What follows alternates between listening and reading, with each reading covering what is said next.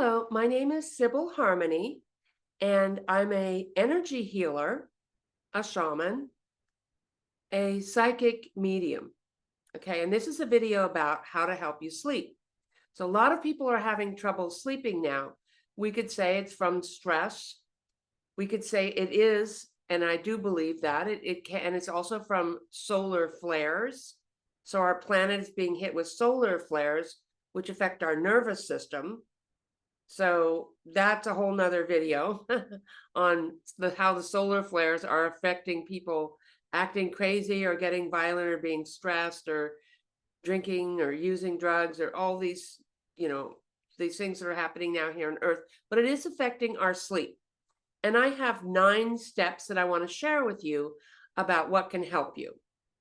So I am a healer. These are practical physical things that you can do to assist you in your sleep. And I like to use what is called in Native American healing, badger energy. Excuse me, I'm turning off my phone. Badger energy is using everything to help you with an issue. So I like to look at the natural things that I have used. I'm not a doctor. I don't prescribe herbs or anything. So I do want to say that I'm going to use also energy techniques that I'll talk about. And we'll see what I can do here in this. But so let's get started with number 1, regular times and sleeping when you're tired. So it's helpful to have a regular time that you go to sleep because your body gets set on a clock and it'll help you to go to sleep earlier. I was trained by acupuncturists I have some training in that as well, in my early years of doing this work, that at 10 o'clock, the energy goes into healing 9, the energy goes into healing liver and gallbladder. So there's an Asian clock, a Chinese clock of when the energy goes to different organs in the body. And it was suggested to me before I knew that I was empathically healing everybody, which was making me not feel well and physically ill. I did everything I could physically to strengthen my constitution. And we really need to have regular sleep, unless, of course, you are meditating. And meditation, I'll talk about that in step 7. Meditation, 20 minutes of meditation gives you 2 hours of sleep. Okay, so back to your regular time. So having a regular time where your body is used to going to sleep is really helpful. And I would also, like if you've had a really big day, you've done a big workout, you've been out in the sun, which helps you sleep, the vitamin D, the melatonin that naturally occurs in your brain, or you've worked really hard or done a workout, not too late in the day, because if you work out late in the day, in the evening, it wakes your body up. But if you've done that during the day, like I wouldn't work out past 6 o'clock, maybe 5 o'clock, if you're going to bed like at 9 or 10 o'clock. So I was trained to go to sleep at 9. So my bedtime is usually about 8:30 to 9:30. I've noticed for myself that after 10 o'clock, the energy changes. And if I stay up past 10 o'clock, I can be up till 12, midnight, 2 a.m. So I make sure that I go in that little window that I've set for myself. And for some reason on Saturday nights, because I like to stay up and watch a movie, Sunday's usually my day off, my body is attuned to staying up another hour till 10 or something, and I don't have a problem with that. It's almost like I'm awake. If I do any energy work or healing, also, if you're a healer, it can keep you up. If I start doing a lot of prayers or energy healings, that also can wake me up. Or I do a healing on myself, I'm awake for at least an hour to 2. Okay, but when you get that natural feeling like your eyes are starting to close or you're starting to drift off, like your body is telling you, I am ready for sleep. If you're still wide awake and it's 9 o'clock, I would stay up for another half an hour or so, because if that's your time frame. Some people are attuned into 11 or even 12 if you're younger. As I notice as I get older, my bedtime got earlier. Like I used to be able to stay up till midnight, 1, and still kind of be okay. And now that doesn't work for me. So you want your body clock to move through the organs and have it be in alignment, have it to be timely. Set your body clock with a regular bedtime. And then I wouldn't get on any, we'll talk about that more in number 2, getting on TVs or computer screens, I think is the worst to keep you up. Okay, so going to sleep when you're tired, having a regular time, and it's optimal. I've met people who are backwards and they like to stay up at night and they're a night owl and then they sleep during the day or sleep in till 12 because that's their job.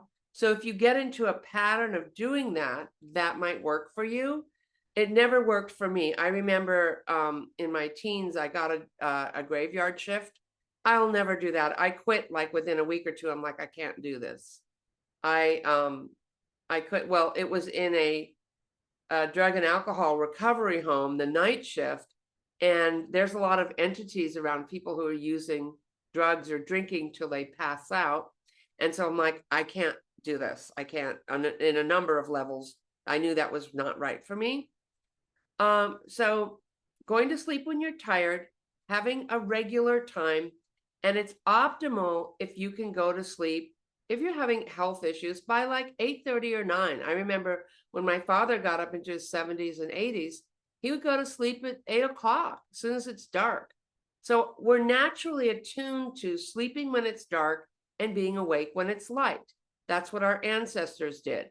They would, however, sit at a community fireplace and watch, with their tribe or whatever, or sit and look at a fireplace in their fireplace, their cooking area, and sit and look at a fire, which is actually very relaxing. It kind of can put you in a trance. It's actually healing for you. It's very healing for your eyes, but it's healing for the melatonin in you, and to look at a fire right before bed.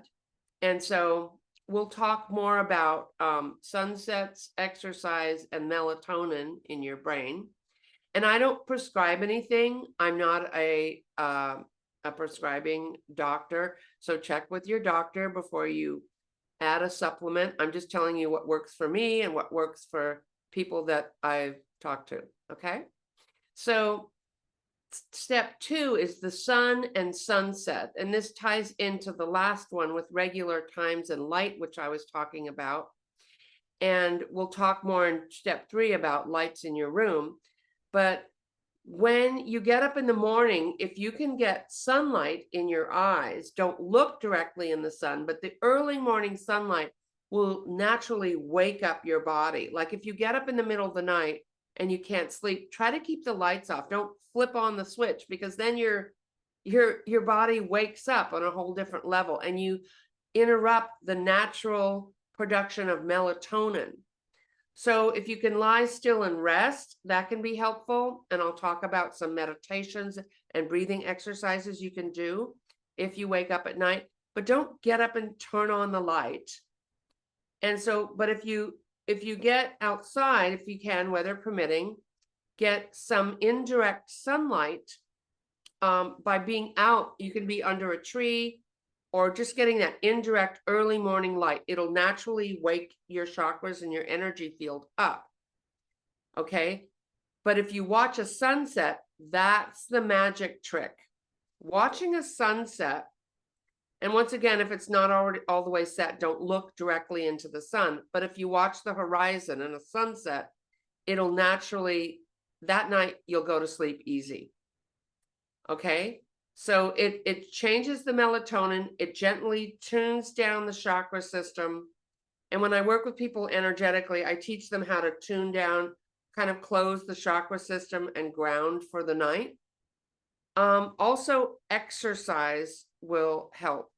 If you're doing exercise or yoga and stretching, working out with weights, whatever you're doing, and doing it before 6 o'clock at night. Because if you're doing it after 6 o'clock, 5 or 6 o'clock at night, it'll start to wake your body up and you'll be up for hours. You won't be able to get to sleep. So I like to do my workout at least by 4:30 or 5. And whether it's walking is a great exercise of breathing, and it kind of clears your head. And when you're working out outside, you're also getting that indirect sunlight. Your brain is creating melatonin, which relaxes you. It keeps you healthy. You want your brain to naturally create melatonin. As you get older, it doesn't always create it as well. So you may want to ask your doctor about adding a supplement, or your healthcare provider, of melatonin, and that can really be wonderful and help you sleep.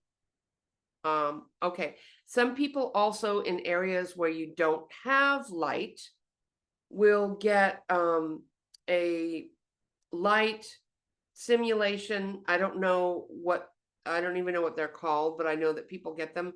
It's like simulated sunlight that you can look at or have in your house, because if you're not getting that light, you can get depressed, and your emotional state is important to your sleep as well.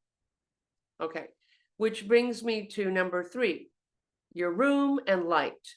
So your bed can be a place where it's for sleep, or intimate, being intimate with your partner, but your room optimally should only be used for that. And I like a room that's clean and organized. If you have junk piled up in your room, it's chaotic. It's the angels and your guides can't come around very easily. When you have clutter and stuff unorganized, it can affect your nervous system. So I like to keep my room tidy.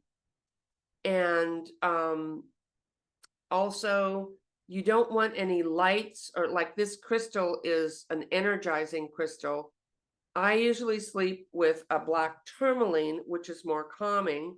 I actually do okay with a citrine, which is quite sizable, but this clears negative energy if I get woken up, because I work with clients and a lot of times they're deceased relatives, or the energy will wake me up.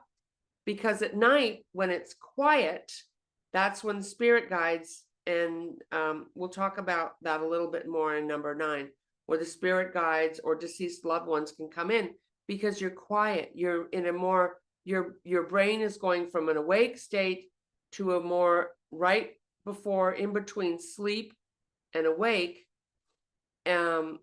is the alpha. Okay. So your brain has alpha, beta, and theta. So when you're in that in-between place, you're more easily can pick up messages, and guides will come in, spirits will come in, and issues will come up. So when we're not busy, we might start thinking about whatever we were dealing with in our life. And so we'll talk about that more too in meditation and breath work. So have your room clean. Don't have any especially red lights or lights shining in the, or giant crystals or big mirrors. Big mirrors can wake you up. So it should be a soft, comfortable place. And I like to set it up ahead of time so the heat's just right. It's not too hot, it's not too cold. And that way I get better sleep. Okay. So number 4 is the acupressure points and herbs. So I like things like deep sleep. I don't sell it. Melatonin, L-tryptophan.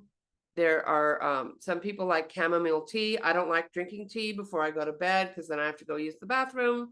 So I don't drink liquids.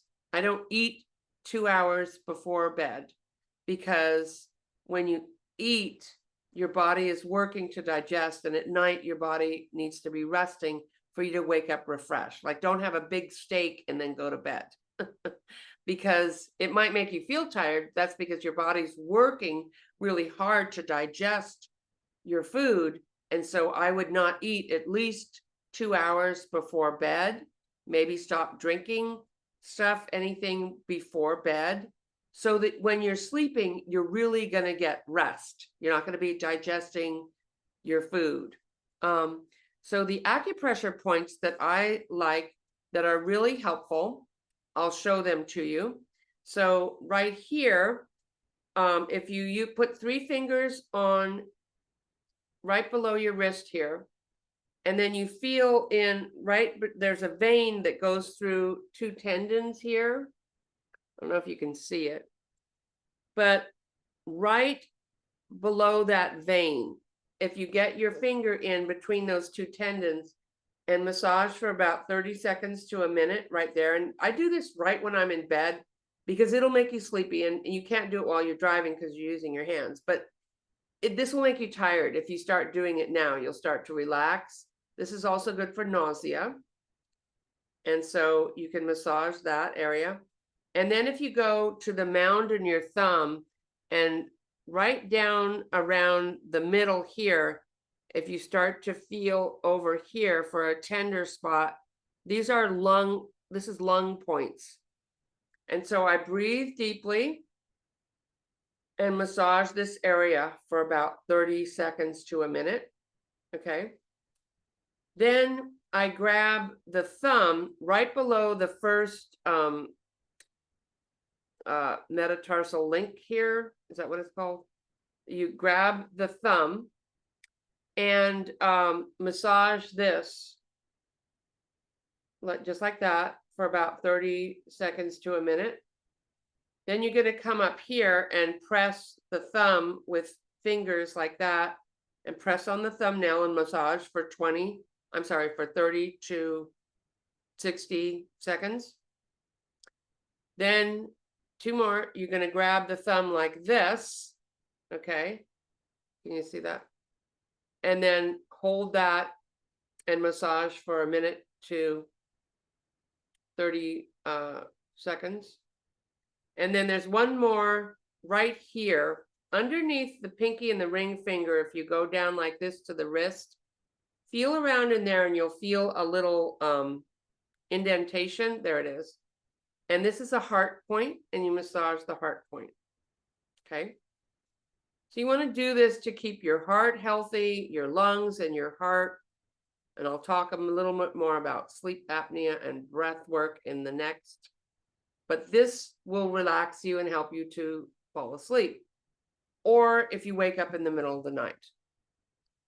Okay, so number 5 is breath work, emotions, and sleep apnea. So when you might want to watch, I posted it on my community page. You might want to watch my Your Breath is Your Power video, and I do a breathing exercise in there to help with anxiety. This can also help you go back to sleep. Or just nasal breathing, breathing in through your nose all the way into your belly and really relaxing the diaphragm. If you're lying in bed and you do that breathing, it will help you to get back to sleep. And what I like to do is come into my heart center here, the heart chakra, because when the mind is busy and thinking about things and what about this and what about that, it'll keep you awake, blah, blah, blah, blah, blah, blah, blah. So if I drop down into my heart and I send myself some love and just do my breathing, my belly breathing, and sending love to my heart. And that's like a meditation. It will help you to relax and go back to sleep. But if you're breathing properly, and I'm not doing it now because I'm speaking and it's hard to nasal breathe. So there, I'm doing it now. Nasal breathing into the belly. Not, but this, that's fight or flight. So don't do that. Okay. But so when you breathe into your nose, into the belly, yeah, I felt that when I did that. Woo. Okay. It will relax you. It'll calm your emotions. You'll start to have better sleep. So you probably want to do that during the day or during your meditation time if you do that. Or just be aware, am I breathing when I work out through my mouth or through my nose? And so the breathing exercises will help you relax and start to have better sleep. It'll calm your emotions. It might start to, if you've been holding or doing shallow breath for a long time, you're still alive because you're getting enough oxygen to stay alive. But you might not be feeling your feelings, because a lot of people, when they're traumatized, or if you're yelled at as a child, you learn to kind of to not feel you might have learned to, I see people doing it, they're like, nothing can get in here, because they can't feel what's going on in their life. But we need to breathe in, feel it, and know that you're releasing it. Okay. So whoo, just doing that was, yeah, stressful. And so when you start to breathe, emotions may come out, and just realize that you're releasing, you're healing. Also, don't do that when you're driving a car, because you might get a little lightheaded. When you have a lot of oxygen in your system, you're healthier, you're more energized, you're less likely to get a virus or a flu. It's amazing what your breath can do. So watch my breath video, please. And sleep apnea is when you can't get enough breath. If your sinuses are clogged, there are sinus acupressure points that you can do. You can get a energy healing, which clears a sinus infection. You might have an allergy. For me, I have an old house, so there's a lot of dust here. So, but I do sinus healings in my personal sessions. You can also use like a spray, a sinus spray, something to help release. And sometimes just pushing right here, kind of hard, even though it hurts a little bit, will help to clear, or massaging like this. There are acupressure points you can use to clear your sinuses. You might have sprays, or I do the neti pot, because you want to keep this open so that you're able to breathe through your nose when you're sleeping, or you're not going to get a good night's sleep. There was a study, and that this doctor from Sweden, and I forget his name, he's the oxygen nose breathing guy. I'll try to post it on my community page if I think of his name. But they did a study at Stanford, testing, they both ate the same thing, exercised the same, drank the same amount of water, but they did mouth breathing for 30 days. And in those 30 days, they could not sleep, they got sick, they were upset, they were stressed, they just felt discombobulated and not okay. And they said it was really hard to do. The next 30 days, they did everything the same, eating, drinking, exercising, but they did nasal breathing. They were relaxed and calm. They could go to sleep. They felt well. And so it's a huge difference. So if you have sleep apnea, you're like sleeping like this. If you're snoring or making noises, you're having breathing issues. Now, I tried the machine thing. If you have one of those, you need to clean it out. And if it works for you, great. I couldn't stand that. I don't usually go for, I'm an ancient star being. My soul has been here for a long time. That's not complimenting myself. I'm still here, so there must be a reason. I have teaching to do. Okay. But so if you are snoring and having breathing issues, or waking up during the night, you can wake up feeling exhausted from lack of oxygen. Then what worked for me was doing tongue exercises. So there is a chiropractor called Fields Family Chiropractic, and he does tongue exercises. I do those every day. And so I'm not going to do them here because they look kind of weird, but I highly suggest also lose some weight. Intermittent fasting, fabulous for taking off weight. Kind of like the keto diet. I wouldn't stay on a keto diet, but you can stay on intermittent fasting, where usually breakfast is when we would break the fast that we were on at night. So don't eat 2 hours before bed. And then this is also a way to cure type 2 diabetes. They're doing that now. So this is when we get in touch with our whole self, our emotions, our diet, our breath. This is the medicine of the future, natural healing, no side effects, actually restoring you to health, not just taking away symptoms. So if you're having sleep apnea, you might want to work with your breathing. You might want to increase the nasal cavity by doing more breathing, by walking up a hill where you get slightly out of breath and really working with your lungs and doing tongue exercises. And the intermittent fasting you'll within 30 days, I lost like 15 pounds, 20 pounds or something like that. And it just stayed off. Okay. So I highly suggest videos with intermittent fasting, or Google that. Okay. So I'm not going to get into that now, but it's amazing. And you can have carbs. It's just some people do without carbs and some people do the keto, which is a little intense. But if you limit, like I eat lunch around 12 or 1, I just typically have tea, or I used to have coffee. And I would drink tea or coffee like before. I don't drink any coffee after like 12 or 1. The energy changes at 12 with coffee. And then I can have tea up until like 5:30, 4, but I don't drink it because the caffeine will keep you awake. Okay. So, but check out if you have sleep apnea. You might want to take a test. Ask your partner, am I snoring? You might want to go to your doctor and get a test and see if you do have sleep apnea, but check those things out. And because I really want you to get a good night's sleep. Okay, so we talked about relaxing, number 6, relaxing before sleep time, and setting the energy. So when you are getting ready, like I said, they used to watch fires, or people would look in their fireplace or tell stories or read a book is very relaxing. For me, I can like watch a movie before bed. I can watch a YouTube video and go right to sleep.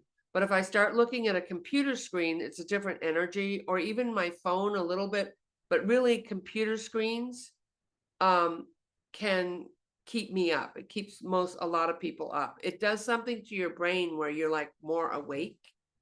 And so reading a book, relaxing, taking a warm bath is an excellent way to relax before bed. And I also suggest after your day, taking a bath or a shower, because when you take a bath or a shower, you're washing away the day. The new thing is bathing in a little bit of aluminum-free baking soda, 20 millpower borax, because in California, we have a lot of glycosates in the water. And I don't know about your state, if you've had fires and they're dumping fire retardant, it gets in the water, it gets in everywhere. And that has glyphosate, which is Roundup, which is really bad for you on a number of levels, and it's been a proven carcinogen. So taking a bath in salt, I like the 20 millpower borax, like a cup of salt, or as much as you have, a cup of borax. You can also use lavender or essential oils that are relaxing if they're clean. I bought some essential oils from a known grocery store, and it had petroleum in it, and it's a long story that I ended up getting sick from it till I discovered it was the oils I was diffusing. So you want to get a clean oil in your bath that is either organic or at least not cut with petroleum products that can make you ill. Okay, so a bath or a shower, rinse it all off, is energetically clearing your day. And you're going to sleep better at night if you do that, especially if you have a stressful job, you're working in a hospital, or you're a lawyer, or whatever, you have abusive people around you. Take your bath or your shower before bed or at the end of the day, and you'll feel better when you go to sleep. Okay. Even if I take a bath or shower and then I have to go out and run an errand, I'm like, yeah, I think I'll bathe after, because even nowadays, there's energy everywhere in grocery stores. Certain parts of town are haunted. There's a lot of spirit activity, and we'll talk about that in number 9. But you can set the energy when you're falling asleep. Just think about where you want to go. Set your energy. Okay, so I'll talk more about that. But let's go to number 7, which is meditation. So meditation, as I said, 20 minutes of a traditional meditation is like 2 hours of sleep. So a lot of times when people are healers or they're very spiritual and you're going through an awakening process, you're going to wake up in the middle of the night. The guides wake you up, the energy, the solar flares. And so I meditate every day. I meditate for an hour and 20 minutes. So when you meditate for more than 20 minutes, if you want to have awaken your intuition or any healing abilities, try meditating and you'll have to work up to an hour or 2. Sometimes I do a 2-hour meditation. You will awaken, and your abilities, you'll be shown to have ability. Whatever your abilities are, everybody's different. But if you want to be psychic, you want to tune into your intuition, you want to develop a skill of healing, or you just want to know yourself better, meditation. But if you're just meditating for 20 minutes a day, it can lower your blood pressure, improve your heart and your circulation. It retards the aging process. I have a video that I posted on the community page last week, how to meditate and why you should. And should is kind of a beat up word, but why you can. So there's 2 foundations of spirituality, and one is prayer and one is meditation. And prayer may just be talk to your guides. Just talk to them. It could be very simple. Just talk to your guides, okay? So it doesn't have to be like Our Father, like a traditional prayer, but it can be a traditional prayer if that feels right for you, or a Hindu prayer, or a Sufi prayer, whatever. Yoga and Qigong are meditative-like practices, and they'll help to clear your energy so that you sleep better. But I really like the 20-minute meditation, and I do it before 12 or 1 o'clock, because if I do it after then, especially if my head is against a chair or a wall, I can fall asleep, and then I'm up all night. So, because it gives you energy, it recharges your energy. So I usually sit, unless I want to fall asleep, or I don't mind taking a little nap. Naps are great. Naps are wonderful. Before like 12 or 1 o'clock. After then, like I said, you'll be up because you've shifted your clock. But naps are great. Meditation, where you're just tuning into your breath and breathing. So there's your breath work. You're breathing, through your nose, not through your mouth like I just did. And some of the monks and the gurus that are really attuned to proper breath, you can't even tell they're breathing. They're not going, it's natural. You're going to relax into your belly. Now, when you're working out, you might be, or doing a breath exercise, blowing up balloons or practicing holding your breath is also a great way to increase your oxygen. There are places where divers that can hold their breath for amazing long times, and they're really healthy. Okay, but so your meditation breath is more of a relaxed nasal belly breathing. And when you do that, you naturally clear out stress, and so your day will go better and your sleep. Also, and I suggest 20 minutes twice a day. That's okay. Anything more than that, and you'll start to wake up your psychic abilities. Some people don't want to, or say they don't have the time, but it depends on what's important for you. I get up at 4 in the morning. 3 and 4 in the morning is a great time to meditate. Between 3 and 5 or 6, I would finish at 6, because the spirit world is really active and open. For some reason, I can receive a lot of guidance then, and the guides want you meditating. They will, guides, deceased loved ones will come around when, during those wee hours, because that's when you're quiet and you're still and your mind, they can visit, or your mind can connect with them. So the other one is called running your energy. And so I do that in a lot of my videos, just a little bit, but you can sit and run your energy and it'll clean out your chakras. And I'll try to remember to post that on the community page. I'm sure I have a video, and I'll be doing more about running your energy. Because when you run your earth and cosmic energy, and I wrote a book about this, when you run your energy, you're clearing out the issues in your space. You're letting go of other people's energy. So a lot of us here who are of higher consciousness or interested in spiritual work or healing or psychics or mediumship, we are kind of like, can be like sponges. We're absorbing the toxins, the stress on the planet. And when you run your energy or meditate, running your energy would be like a more effective, really kind of like a healing exercise. Meditation is more of a relaxing exercise, but they both can work as a way, like a guided meditation can help you clean out your chakras. And so you're not dealing with unresolved issues in the dream world. And I'll talk more about that in 9. So sleep healing. Okay, so I do number 8. So number 8 is sleep healing. So when you go out at night, like, where do you go?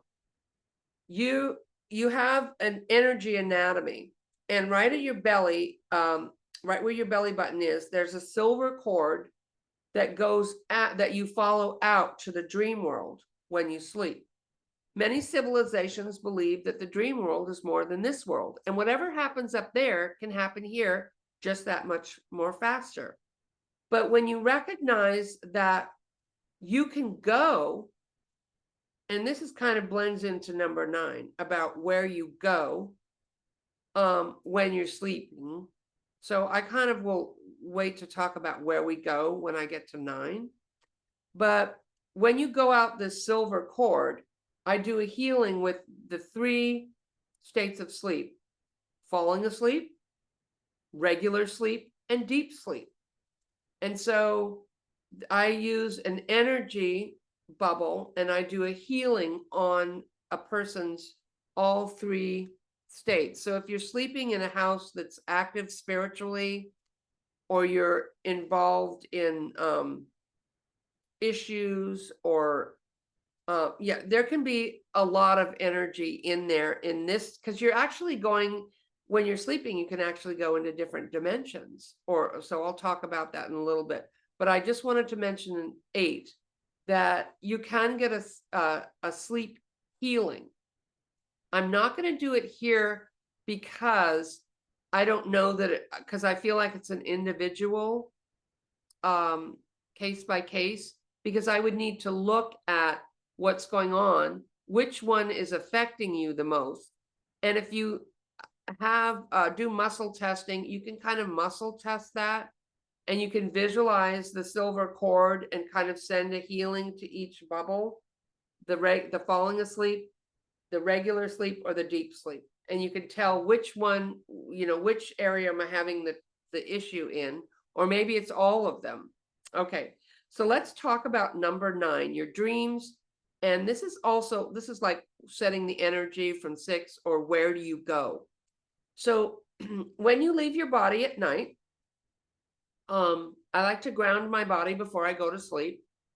And it's normal. A lot of people during sleep can pass, especially if you're older. It happens all the time. But so I like to ground myself, take my shower. I always say prayers. I do use prayers as well. And I give thanks and ask that the guides hover over me, because anything can happen nowadays. Not to scare you, but just so that you're aware. And then I ask my guides to take me where I can get good rest. Or if I want to visit, or I want, like, say I have a job interview, and I don't, but say I had one, I could visualize and set the energy and ask the guides to come in and take me to the interview that night. And then the next morning, the interview will go much better. because you're setting a positive energy. It's your intentions are very powerful. And once again, I can do this with people. It's part of a practice that I do. I'm going to be doing it in my angel class. And if you're in my classes, I'm working with you on the dream plane, or the guides are working with you on the dream plane because I call them in. So part of this is through prayer, it's through intention, and just asking, talk to your guides. And my guide showed me one night a beautiful house, and I walked all the way upstairs, up into this beautiful room. And wolves aren't symbols of disease or something to be afraid of for me. They are my animal totems, my guides. And so I saw this beautiful picture window with this mountain and these wolves running around free. It was so beautiful. I was like, oh my God.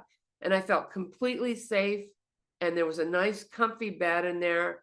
And so they said, you can come here and rest when you just need to rest.